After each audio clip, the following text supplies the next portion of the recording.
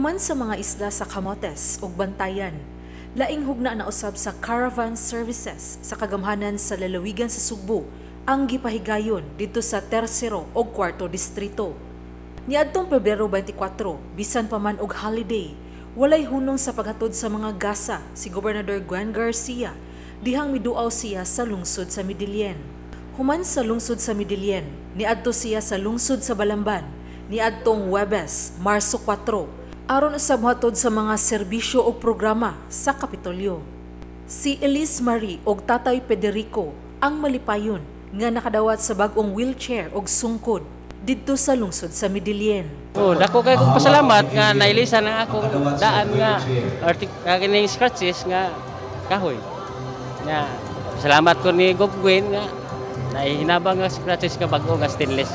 Dito sa lungsod sa Balamban, apil sa mga nakadawat og mga gasa gikan sa Kapitolyo, sila si Jeffrey Aro, 39 anyos, og Elrenar Baligwat, 41 anyos, pulos dunay kakulian sa ilang paglakaw. 6 anyos pa lang ang edad ni Jeffrey dihang naligsan siya dito sa Manila og kini ang hinungdan nga naglisod na siya og lakaw sa iyang tuo nga tiil. Siya ang nagpahimo sa iyang crutches. Mao na nagsugod niya nga nainanay niya akong tiil, wala na ko kakitag trabaho. Isod kay ko kay di ka makapangitag trabaho.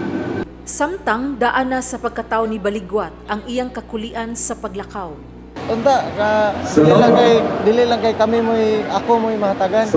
Wala mahatagan po ang kauban ako sa dakbayan sa Toledo. PWD Stuburan. Dili lang po kay Stuburan tanan nga PWD Si Don Cando, represented by Si Baligwat nangalagad isip staff ni Tuburan Mayor Danilo Diamante sukad niadtong 2010. Siya ang mudawat sa mga dokumento gikan sa lain-laing mga departamento nga papirmahan sa mayor. Nagapasalamat sa gobernador nga si Gwen Garcia sa gihatag ng gratis na ako sa ubang food pack sa gihatag sa nato. Dili lang mga PWD kay ang senior citizens ug barangay volunteer workers nahatagan usab og food packs ug vitamins.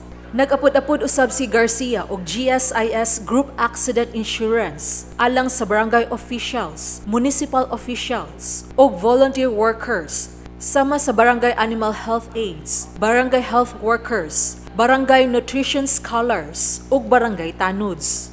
Dili lang kini, nanghatag gihapon si Garcia og tseke ngadto sa kalungsuran.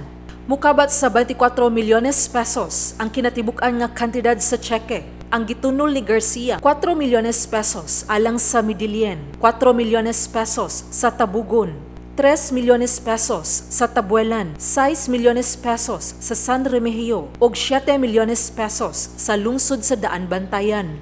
Gamiton ang maong mga tseke sa priority projects sa matag lungsod. Mato ni Deputy Speaker Pablo John Garcia, makatabang gyud sa tanang sektor nga nanginahanglan ang mga programa sa Kapitolyo, ingon man ang infrastructure projects nga gibubo sa iyang distrito. Una sa tanan, daghan kay salamat sa imong paghunang-hunang kanamo sa imong tanan mga programa. Ikaduha, magpasalamat sa umi kataliwala niining atong giatubang nga pandemya. Ikaw nagpakita og likod ug likdong nga liderato dinhi sa tibuok probinsya sa Sugbo. Uban sa report ni John Fredson Granada, kini si Sheila Gravines, alang sa balita sa Sugbo.